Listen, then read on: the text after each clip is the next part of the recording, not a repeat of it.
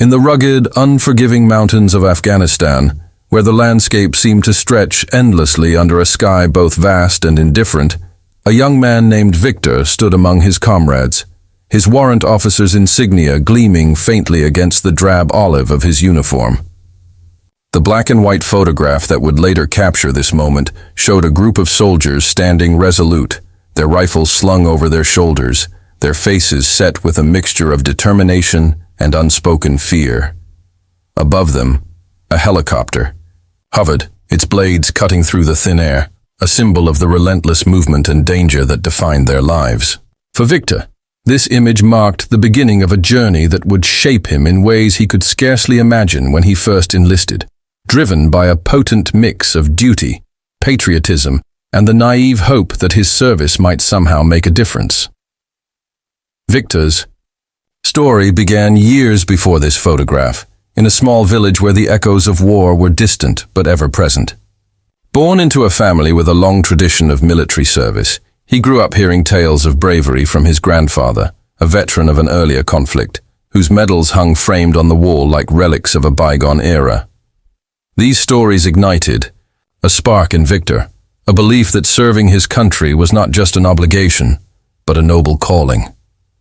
At 18, with the enthusiasm of youth and the approval of his family, he signed up, his head filled with images of heroism and honor. The training that followed was grueling, long marches through muddy fields, hours spent disassembling and reassembling weapons until his fingers bled, and nights spent under the stars learning the strategies that would keep him alive. Yet, through it all, he maintained an unwavering resolve, bolstered by the camaraderie of his fellow recruits, whose laughter and shared struggles became the foundation of his early military life. As his training neared its end, the call to deploy to Afghanistan came swiftly. The news brought a surge of adrenaline mixed with apprehension. The conflict there was a complex tapestry of insurgency, geopolitics, and human suffering, a far cry from the glorified battles of his grandfather's tales. Victor's unit was briefed on their mission: to support peacekeeping efforts, secure key routes, and assist local forces in maintaining stability. The helicopter in the photograph, a Mi-8, would be their lifeline, ferrying them to remote outposts and extracting them from danger when the situation turned dire. On the day of departure, Victor packed his gear with care. His rifle, a few personal items including a worn photograph of his family, and a small notebook where he began to jot down his thoughts. He didn't know it then, but those scribbled notes would evolve into the recordings that would later become his legacy. The Tau. Flight to Afghanistan was a blur of noise and vibration, the helicopter's roar drowning out all conversation.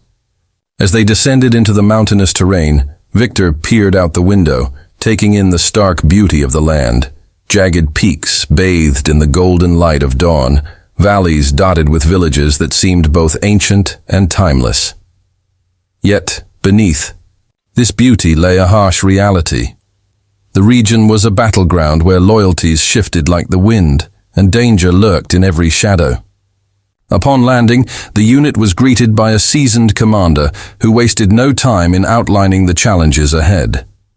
The soldiers were to patrol areas known for ambushes, build trust with local populations, and respond to sudden attacks with precision and courage. For Victor, the weight of his uniform and the rifle in his hands suddenly felt heavier, a tangible reminder of the responsibility he now carried. In those early days, Victor's excitement was palpable. He wrote in his notebook about the thrill of his first patrol, the way the mountains seemed to watch over them, and the pride he felt standing shoulder to shoulder with his comrades. The photograph captures this moment perfectly. The soldiers standing in formation, their helmets slightly askew, their postures rigid yet youthful.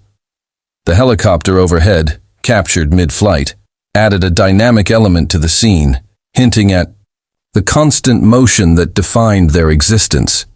Victor's role as a warrant officer meant he was responsible for overseeing equipment and ensuring the unit's readiness, a task he approached with meticulous care. He checked rifles for rust, inspected ammunition supplies, and coordinated with the helicopter crew to guarantee timely extractions. His leadership, though still green, earned him respect among his peers, who saw in him a reflection of their own determination. Yet beneath the surface of this initial enthusiasm, cracks began to form. The first sign came during a night patrol, when the unit came under fire from an unseen enemy. The sound of bullets whizzing past, the shouts of his comrades, and the acrid smell of gunpowder jolted Victor into a stark awareness of the danger he faced.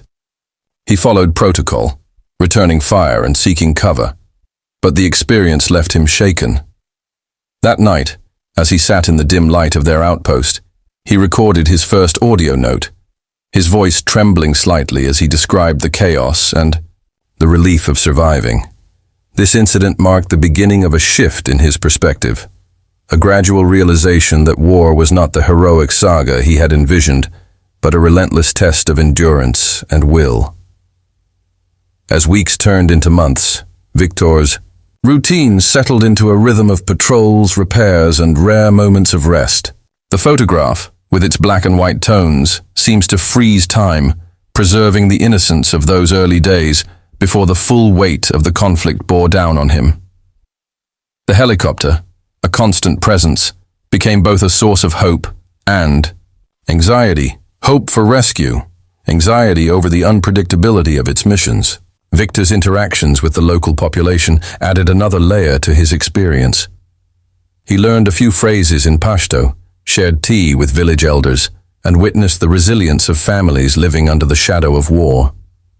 These encounters humanized the mission for him, but they also deepened his sense of responsibility. He began to question the broader purpose of their presence, a doubt that he kept to himself, but which grew with each passing day. The physical demands of the environment took their toll as well. The high altitudes left him breathless, the rocky terrain tested his endurance, and the constant vigilance drained his energy. Yet Victor pushed forward, driven by a sense of duty that he clung to like a lifeline. His notebook filled with observations, sketches of the landscape, lists of supplies, and brief reflections on his emotions. One entry described a sunset that painted the mountains in hues of orange and purple, a fleeting moment of beauty that contrasted sharply with the violence of their mission. These notes became a way for him to process his experiences, a private space where he could admit his fears and hopes without judgment. The camaraderie among the soldiers remained a cornerstone of Victor's life in Afghanistan. The men in the photograph, their faces a mix of determination and youth, were more than just colleagues. They were brothers forged in the crucible of war. They shared stories around campfires, traded rations, and supported each other through the darkest nights. Victor's role as a warrant officer gave him a unique position within this group. He was both a leader and a peer, mediating disputes and offering encouragement. One soldier, a quiet man named Dmitri, became his closest confidant, and their late-night conversations about home and family provided a rare respite from the tension. As the months wore on, the initial excitement gave way to a more somber reality. Victor's recordings grew longer, his voice carrying the weight of accumulated experiences. He spoke of the first casualty in their unit, a young private who stepped on a landmine during a routine patrol. The loss hit Victor hard, forcing him to confront the mortality that loomed over them all. He organized a small memorial, ensuring the private's effects were sent home, and in doing so, he took on the role of caretaker for the unit's morale. This event marked a turning point, shifting his focus from personal survival to the well-being of his comrades. The helicopter in the photograph, captured in mid-flight, serves as a poignant reminder of the constant movement and uncertainty of their lives. It was on one such flight that Victor first saw the full scope of the conflict from above. Villages reduced to rubble, smoke rising from distant skirmishes, and the endless expanse of mountains that offered no refuge. This aerial perspective deepened his understanding of the war's scale, a realization that both humbled and overwhelmed him. He began to record his thoughts more frequently, sensing that these words might one day be all that remained of his story. In those early days, as captured in the photograph, Victor was still a man on the cusp of transformation. The soldiers, around him, their faces etched with the beginnings of hardship, mirrored his own journey.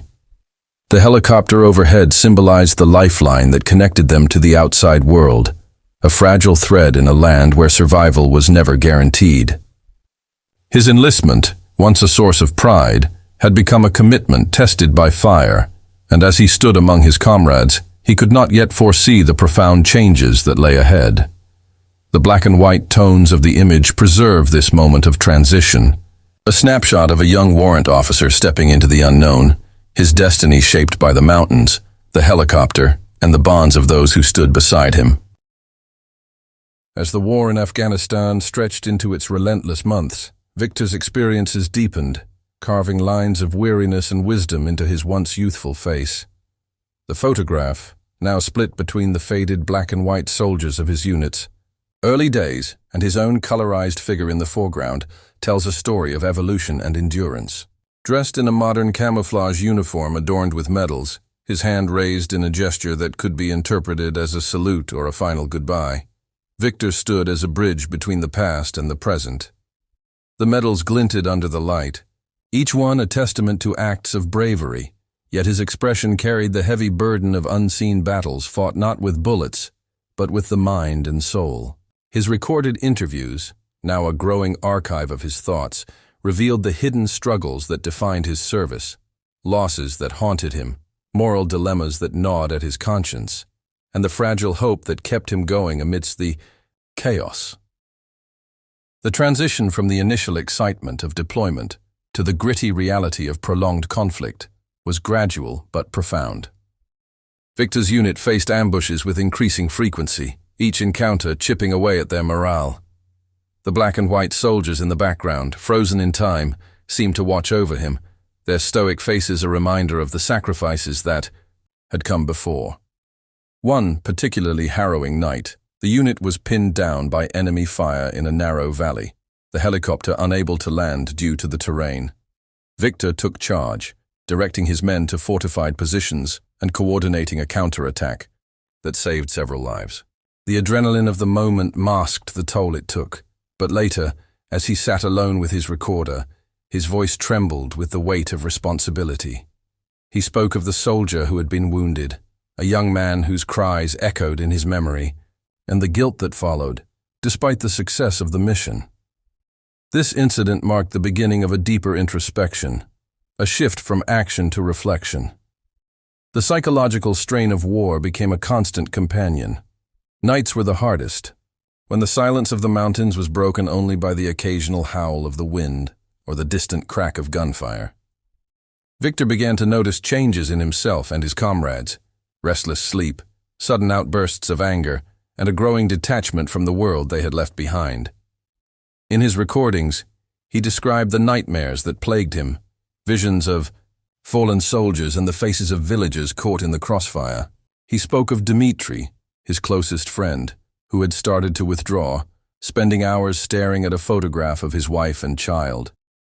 Victor tried to reach out, sharing stories of home and offering words of encouragement, but he felt the limits of his ability to heal. The medals on his chest, earned for valor in such moments, felt like hollow honors when weighed against the emotional scars they represented. Moral dilemmas further complicated Victor's experience. The mission to secure key routes often involved difficult choices, raiding villages suspected of harboring insurgents, questioning civilians under duress, or calling in airstrikes that risked collateral damage. Each decision left Victor grappling with the ethics of his actions. In one recording, he recounted a patrol where his unit discovered a cache of weapons in a family's home. The patriarch pleaded ignorance, his children clinging to his legs, and Victor hesitated. Ordering the arrest felt wrong, yet leaving the weapons unchecked could endanger his men. He chose the latter, a decision that haunted him when an ambush days later claimed 2 lives. His voice cracked as he questioned whether he had failed his duty, a doubt that fueled long hours of soul-searching under the Afghan stars. The brotherhood among the soldiers remained a lifeline, a source of strength amidst the turmoil. The photograph's composition with the faded soldiers behind Victor, underscored this continuity. They shared meals from meager rations, traded jokes to lighten the mood, and supported each other through injuries and losses. Victor's role as a warrant officer grew more demanding, requiring him to mediate disputes and maintain discipline while battling his own exhaustion. One soldier, a newcomer named Alexei, struggled with the transition, and Victor took him under his wing, teaching him the nuances of survival and the importance of trust. Their late-night talks became a ritual, a space where Alexei's fears and Victor's wisdom intertwined, forging a bond that sustained them both. Yet, this camaraderie came with a price. Each loss felt personal, a wound that never fully healed. The physical toll of the environment compounded these unseen battles. The high altitudes left Victor's lungs burning, the rocky paths twisted ankles, and the relentless sun scorched his skin. He adapted, learning to move with the terrain, but the cumulative effect wore him down. In his recordings, he described the exhaustion that seeped into his bones, the moments when he wanted to collapse but pressed on for the sake of his men. The helicopter, a recurring presence in the photograph, became a symbol of both salvation and stress. Its arrival meant supplies or evacuation, but its absence left them vulnerable. During one mission, a mechanical failure stranded the unit for days, forcing Victor to ration food and water while fending off a probing attack. The experience tested his leadership, and though they survived, the strain left him questioning his resilience.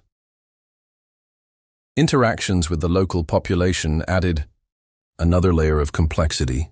Victor's efforts to build trust with villagers yielded mixed results.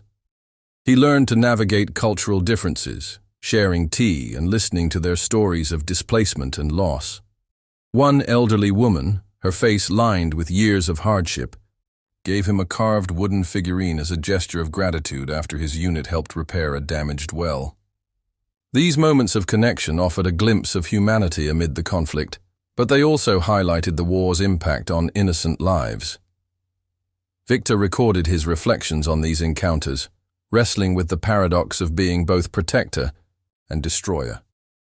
He wondered if their presence brought more harm than good, a question that gnawed at him as he watched children play near the ruins of their homes. The medals on Victor's uniform, prominently displayed in the photograph, told a story of recognized bravery. One was awarded after he pulled a wounded soldier from a burning vehicle under enemy fire, an act that earned him a standing ovation from his unit. Another came after he orchestrated a successful defense of an outpost against a coordinated assault, his strategic mind shining through the chaos. Yet, these honors felt bittersweet. In his interviews, he spoke of the soldiers who didn't survive to receive their own medals, their names etched into his memory like gravestones. The raised hand in the image could be seen as a salute to them, a silent acknowledgement of their sacrifice. This duality, celebration and mourning, defined his service, a constant tension between duty and loss. As the war dragged on, Victor's perspective shifted further. He began to see the conflict not as a series of battles, but as a tapestry of human stories, soldiers, civilians, and even the enemy, all caught in a cycle of violence. His recordings grew more philosophical, exploring the meaning of courage and the cost of war. He spoke of a day when he found a child's toy amidst the debris of a bombed-out village, a stark reminder of the innocence lost. This discovery prompted him to write a letter to his family, urging them to cherish their peace, a message he hoped would outlive him.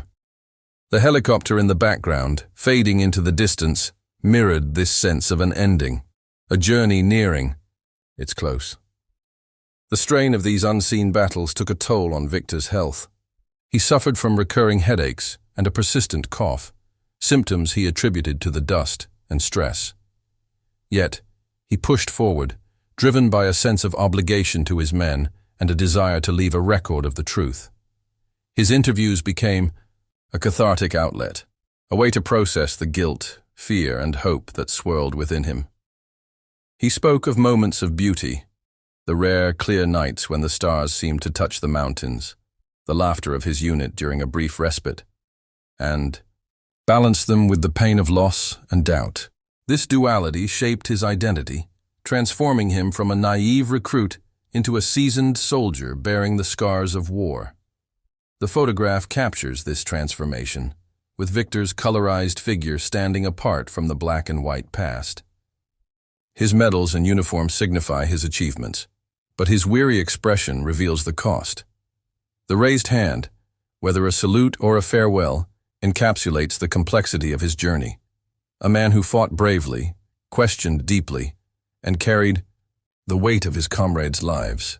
As he continued to record his thoughts, Victor sensed that his time was running short, a premonition that lent urgency to his words.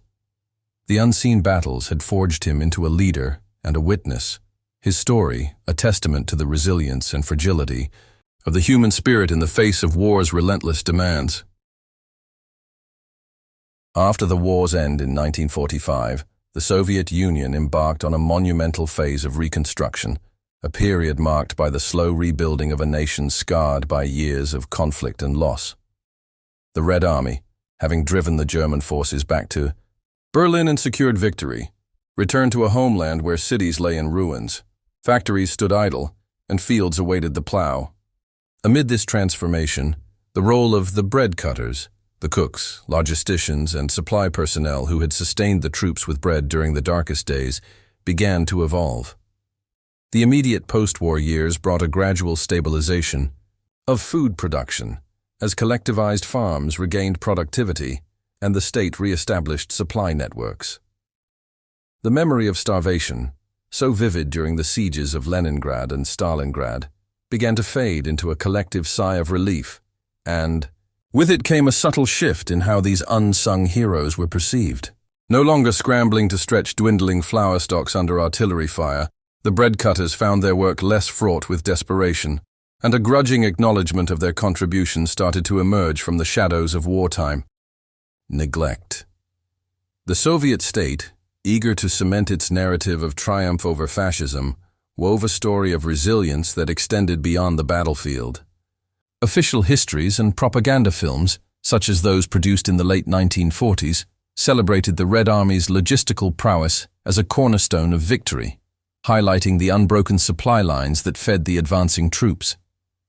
This narrative, while focused primarily on the strategic brilliance of commanders like Zhukov, indirectly honored the bread cutters who had ensured that bread, symbolic and literal sustenance, reached the front lines. Public ceremonies marking the war's end often included the distribution of bread to returning soldiers and civilians, a ritual that underscored its cultural significance. For the first time, the state acknowledged the role of support personnel, though the recognition remained broad and impersonal, lacking the individual accolades bestowed upon decorated veterans. In military canteens, where the bread cutters resumed their duties, there was a faint sense of pride as they served loaves baked from restored grain reserves, their efforts now part of a victorious narrative rather than a desperate scramble. Yet, the legacy of disrespect that had shadowed the bread cutters during the war lingered stubbornly in military folklore, as soldiers demobilized and shared their experiences around kitchen tables or in veterans' clubs. Tales of grumpy cooks and subpar loaves became part of the oral tradition, recounted with a mix of humor and exasperation. Stories of bread that was too hard to chew or rations that arrived late were passed down as anecdotes, often exaggerated for effect, rather than as testaments to the challenges overcome. These narratives reflected the wartime frustrations of troops who had blamed the bread cutters for shortages and quality issues, a mindset that persisted even as the context shifted. In barracks and training grounds, new recruits heard these tales, absorbing a cultural memory that cast the cooks as figures of mild ridicule rather than respect. The lack of formal recognition in the immediate post-war years allowed this folklore to flourish, embedding a perception that the bread cutters were secondary players in the grand drama of victory. The physical and social landscape of the Soviet Union in the late 1940s and 1950s further shaped this evolving legacy. With the focus on industrial recovery and the launch of the Cold War, the military shifted its priorities to preparedness rather than reflection.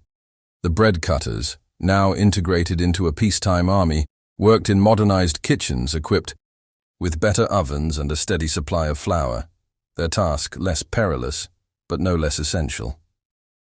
However, the hierarchical culture of the Red Army, which had always favored combat roles, continued to marginalize them. Officers and soldiers who had fought at Kursk or Berlin carried a prestige that the cooks could not match, and the peacetime military retained the wartime bias that valor lay in the rifle, not the rolling pin. This dynamic ensured that the bread cutters remained in the background. Their post-war contributions, such as feeding a growing conscript army during the Korean War tensions, overlooked in favor of frontline readiness. Over the decades, however, a more nuanced view began to emerge, as historians and scholars revisited the war with a critical eye. The opening of archives in the 1960s and 1970s, following Khrushchev's de-Stalinization, revealed the extent of the logistical challenges faced by the Soviet Union, including the Herculean effort to keep the troops fed. Studies highlighted the role of supply personnel, including the bread cutters, in maintaining morale and combat effectiveness, particularly during the harsh winters of 1941 to 1942. Personal accounts from veterans, recorded in oral history projects, began to include rare praise for cooks who had improvised under fire, their ingenuity credited with saving lives. This re-evaluation challenged the wartime narrative of disrespect, suggesting that the bread cutters' lack of esteem was less a reflection of their worth and more a product of the desperation that had gripped the nation. The realization grew that without their quiet toil, the Red Army's victories might have been harder won, if not impossible. This shift in historical perspective gained momentum in the 1980s and 1990s as the Soviet Union faced its own dissolution and a new generation of researchers sought to understand the war's full scope. The cult of bread, which had peaked during the war, was re-examined as a double-edged sword, celebrating the loaf while masking the struggles of those who produced it. Documentaries and books, such as those by historian Catherine Meredale, began to spotlight the support roles, portraying the bread cutters as essential cogs in the war machine. Their stories, men baking bread in bombed-out villages, hauling sacks through snowstorms, or rationing loaves during the Leningrad siege, emerged as narratives of endurance. This academic interest prompted a broader cultural reflection, with some veterans organizations even hosting events to honor logistics personnel, though the bread cutters remained a collective rather than individual focus. By the late 20th century, this evolving narrative offered a profound lesson about the Soviet Army, where survival had hinged on bread as much as bullets. The bread cutters' quiet toil, once dismissed as mundane, was reframed as a cornerstone of resilience, deserving more than the disdain it had once received. This lesson resonated beyond the Soviet context, influencing global military histories that began to recognize the importance of supply chains in modern warfare. In Russia, the legacy of the war continued to shape national identity, and the bread cutters found a belated place in this story, their contribution acknowledged in museum exhibits and educational curricula. The image of the soldier, standing, resolute in his greatcoat, was now sometimes paired with the cook, kneading dough in the shadows, a dual symbol of the war's human cost and triumph. The post-war period also saw changes in the practical role of the bread cutters as the Soviet military modernized. The introduction of centralized food processing facilities in the 1960s reduced the need for field baking, shifting many cooks to administrative or training roles. Yet the memory of their wartime efforts lingered, influencing military training that emphasized logistics as a strategic asset. The bread cutters of the 1940s became a benchmark, their adaptability a model for new generations, even as their historical reputation remained a work in progress.